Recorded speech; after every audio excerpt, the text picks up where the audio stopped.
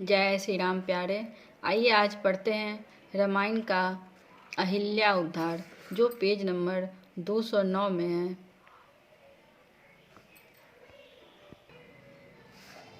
सब अस्त्र शस्त्र समर्पण करके मुनि प्रभु श्री राम जी को अपने आश्रम में ले आए और उन्हें परम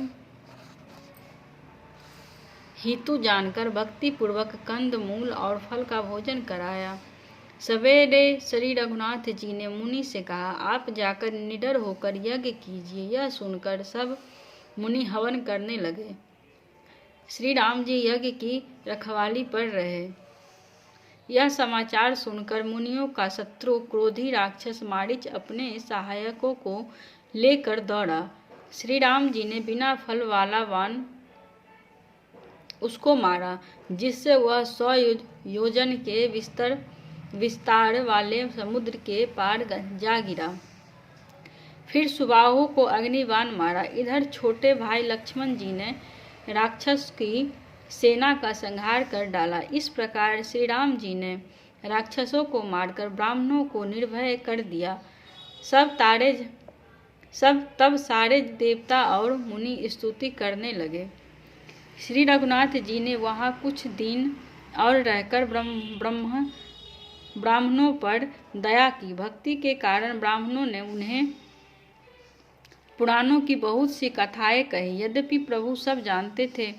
तदंतर मुनि ने आदरपूर्वक समझाकर कहा, हे प्रभु, चलकर एक चरित्र देखिए। रघुकुल के स्वामी श्री रामचंद्र जी की धनुष यज्ञ सुनकर मुनि श्रेष्ठ विश्वामित्र जी के साथ प्रसन्न होकर चले। मार्ग में एक आश्रम दिखाई पड़ा। वहाँ पशु पक्षी कोई भी जीव जंतु नहीं था। पत्थर की एक शिला को देखकर प्रभु ने पूछा। तब मुनि ने विस्तार पूर्वक सब कथा कही। गौतम मुनि की स्त्री अहिल्या शाप बस पत्थर की देह धारण किए बड़े धीरज से आपके चरण कमलों की धूलि चाहती हैं। हे रघुवीर, इस पर कृपा कीजिए। श्री राम जी के पवित्र और शोक को नाश करने वाले चरणों का स्पर्श पाते ही सचमुच वह तपोमूर्ति अहिल्या प्रकट हो गई। भक्तों को सुख देने वाले रघुनाथ जी को देखकर वह हाथ जोड़कर सामने खड़ी रह गई। अत्यंत प्रेम के कारण वह अधीर हो गई। उसका शरीर पुलकित हो उठा। मुख से वचन कहने में नहीं आते थे। वह अत्यंत बड़भागिनी अहिल्या प्रभु के चरणों से लिपट गई और उसके दोनों नेत्रों से जल की धारा बहने लगी।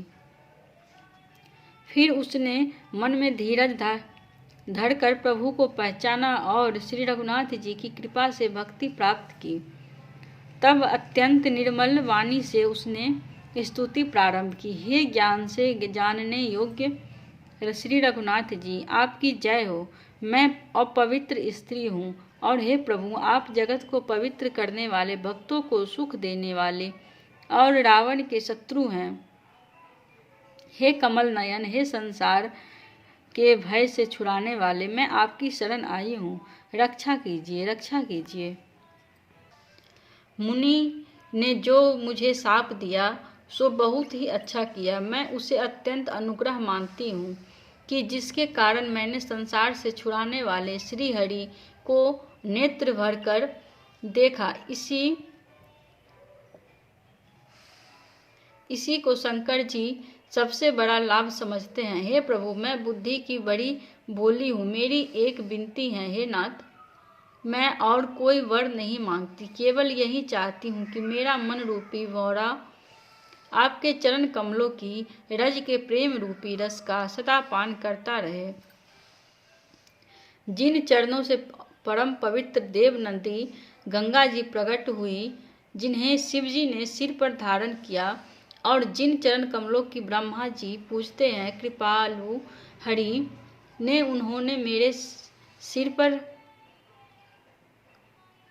पर रखा है। इस प्रकार बार बार भगवान के चरणों में गिरकर जो मन को बहुत ही अच्छा लगा, उस वर को पाकर गौतम की स्त्री अहिल्या आनंद में भरी हुई पति लोक को चली गई।